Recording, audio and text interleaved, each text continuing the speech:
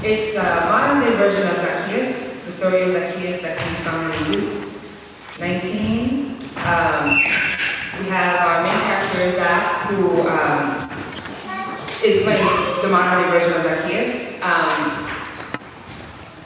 See, I don't want to give too much away, but yeah, so he's in the same way as Zacchaeus was a tax collector, a very mean tax collector. Zacchaeus is a resident assistant. He's someone in charge in his college. He's in charge of the freshmen in the dorms, and so he's very mean to those people. And so yeah, I won't say anything else, but that's the premise.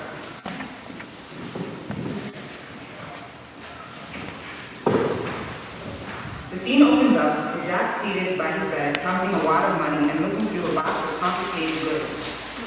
At first, he seems curious and delighted in all that he was able to garner from the freshmen. But then, his expression grows sour.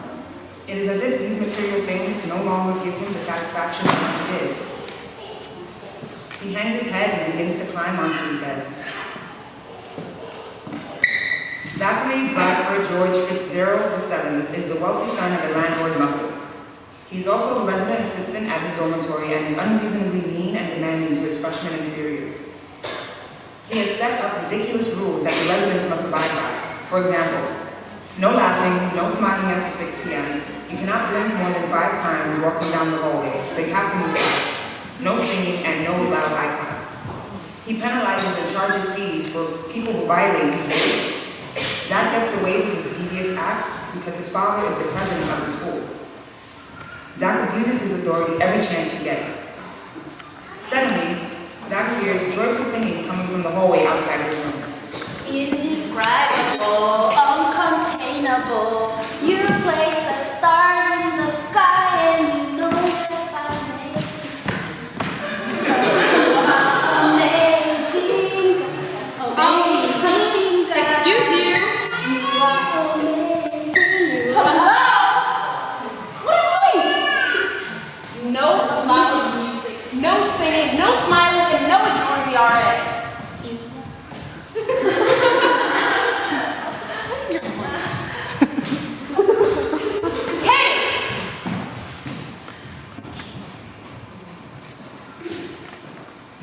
Zach returns to his room and realizes that the music is still playing.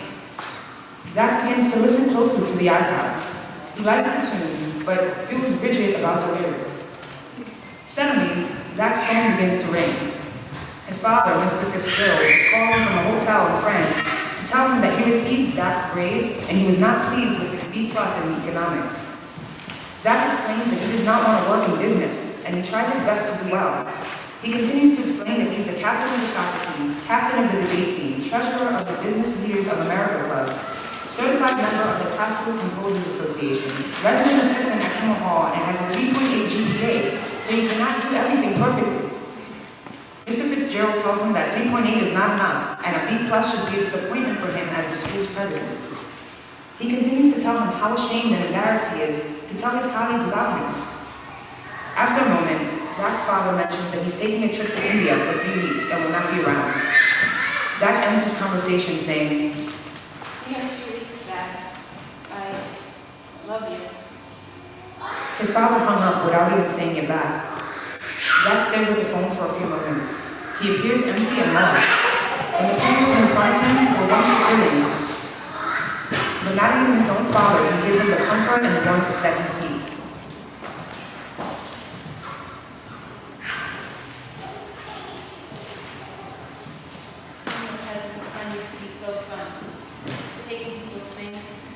Feeling like no one could stop me from getting my kids. I was powerful, and I thought that joy would stay the same. But these games just don't do it anymore. I wonder what happened. And then Dad. He's just never around me. The one person I would turn to, never to see my face make comments. He always called me with good news. Dad never failed to show he cared about me. Not anymore. All he cares about is his image. I thought he would change. Being president of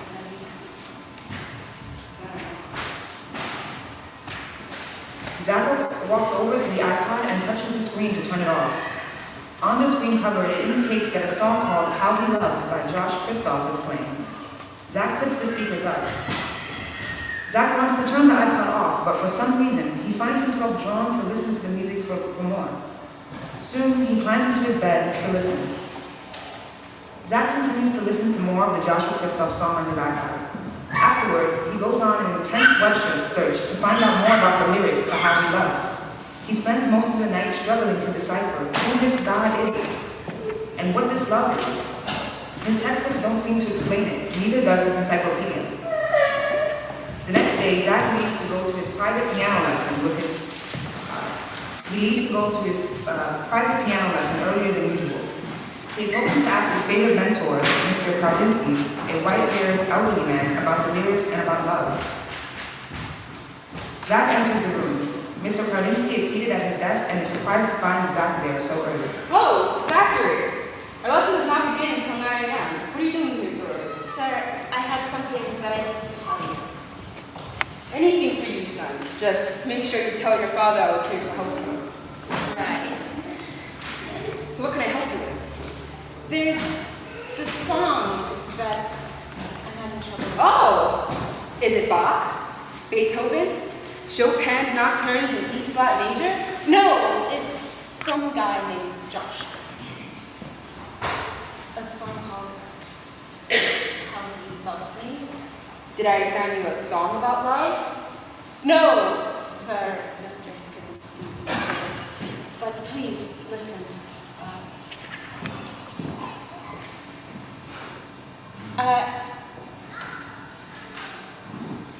Zach begins to play the song on the piano. He's jealous for me. Love, he is jealous for me.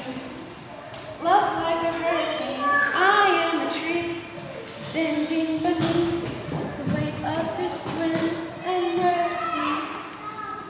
When all of a sudden, I am unaware of these afflictions eclipsed by glory, and I realize just how beautiful you are and how great your affections are for me. Oh, how he loves. The words are easy enough to understand, but I can't explain this feeling I get inside when I hear it.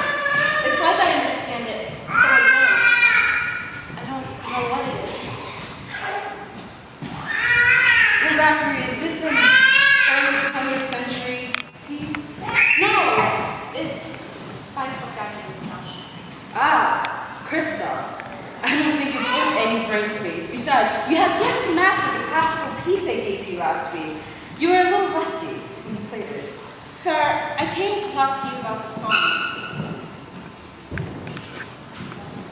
I thought maybe you could help me understand it a bit, since you know music and lyrics better than anyone else I know. Who is this person who loves me? What is the glory? It's just gibberish, pure gibberish. It's one of those lunatic Christians call their Jesus or God or whoever. It's pure hearsay, my son. Christian. So, it's about Christ. Zachary, it's nothing serious. I have a lot of experience with churches, and there are nothing but judgmental heretics who like to be friendly only once a week. And these lyrics, they seem comforting, but they're purely misleading. Sir, I can't deny my interest in this, even if you say it's false. I just have so many questions about Don't. my life, my destiny, my soul. Just stop right there. Any more of this Christian hogwash, and I might have to give your father a little call. He would not like hearing about how his perfectly capable and intelligent son is trading in some bubbly feelings from his scholarly information.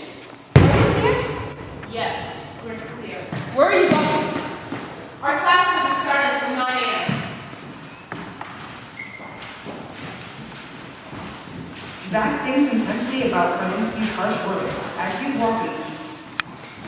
He bumps headfirst into Sophia. Ouch! Oh, I'm sorry, Dad. I didn't hear. I didn't see you. Oh, please don't take it. When I live in the dome hall, I promise I won't smile, I won't laugh. I won't even breathe around you. I'm carrying. Hey, wait! Are you Christian? Oh, are you going to charge me? I heard that Josh Christoph song. How he loves. Wow, really? Did you like it? It's kind of frustrating, even for someone as smart as me. Yeah. The love of God is deep stuff, even for you, but very beautiful. The love of God. That's the confusing thing. What God is he talking about? I studied a lot, Anubis, even Zeus. But this God, or Christ, or whoever, where is he? You know, I was just at my church fellowship, and they said that Christoph is going to be coming around the square later today to promote his next record made. Josh Christoph, he's coming here. Yeah, I wish I could go, but I have an exam at the time. Oh well, at least I can go. Yeah, you need to say thank you, but at least God is working hard.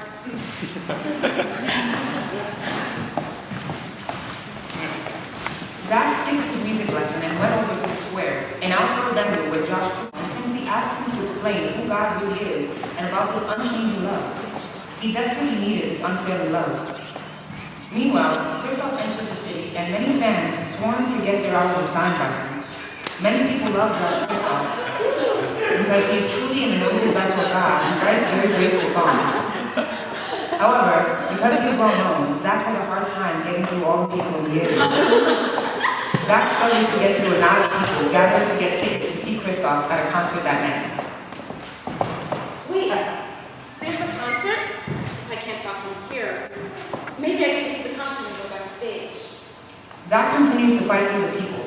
He notices the box office that is selling tickets for the concert that will take place that night. As he struggles to get to the front of the line, he notices that, miraculously, there are still a few tickets on sale. Zach is desperately hoping to purchase them. However, the people in front of him are also determined to get those tickets. Excuse me? Well, what is? Don't you know who I am? The small group in front of him are freshman students. Some of them live on his floor and know how mean and selfish he is. Zach, it's Gerald.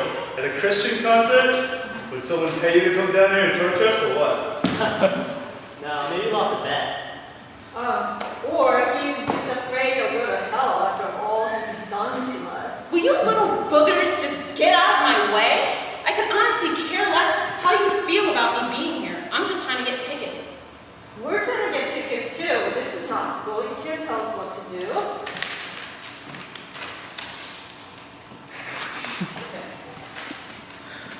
What are you going to do? Write us up? In fact, we don't have to let you get tickets at all. Oh, dude. Whoa. No, you know how mean he's been to us. Why should we be nice to him? Still, this isn't the way we're supposed to end it. No, I don't care. Either you get out of here, or we'll make you get out of here.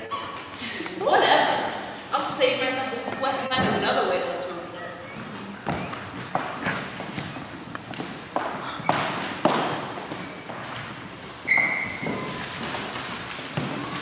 Zach is thinking about how he can get inside the concert. He climbs a tree to see the situation. Many people are clustered together behind barricades, waiting for Christoph to come by and take pictures. Josh Christoph is coming closer. I have to find a way to get to the concert. I didn't blow off my whole day just to come down here and not even meet him. I have to talk with him. I have to know. Big Bob! Excuse me. Big Bob is a tall, heavy-set security guard in his late 40s. He looks around at the sound of his name and finally comes towards Zach. Big Bob, it's me, Zach! Dude, I haven't seen you since Christmas. Where have you been? It's you again. I thought I was done with you the last time in Paris. You know we like hanging out. That's what I told your daddy. But you've been the worst assignment I've ever had. I'd rather babysit to orangutan than be a bodyguard to you. We had some good times, chasing me through the Fumwa that night.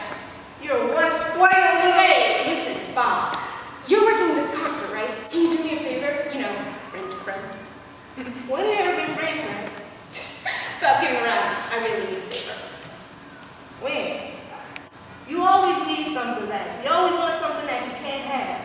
You have everything that you don't need, or furthermore, things that you don't deserve. What do you want now? Kristoff, get me in to see him. Don't ask. Today, what you gonna do for me? Keep you employed.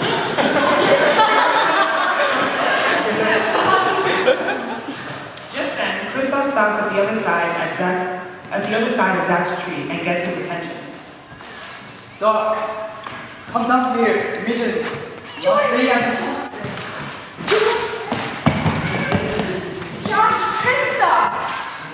At my door. You want to come with me? Sir, you don't know what kind of guy he is. He's a jerk. I wouldn't trust if I were you. I haven't exactly been a saint. But look, here and now, I give half of my electronic possessions to all the rest.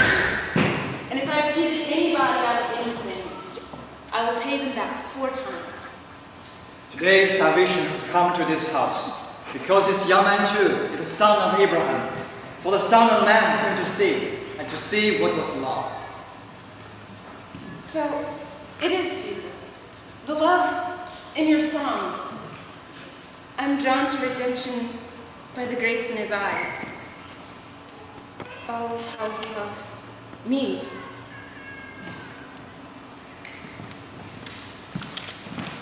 The end.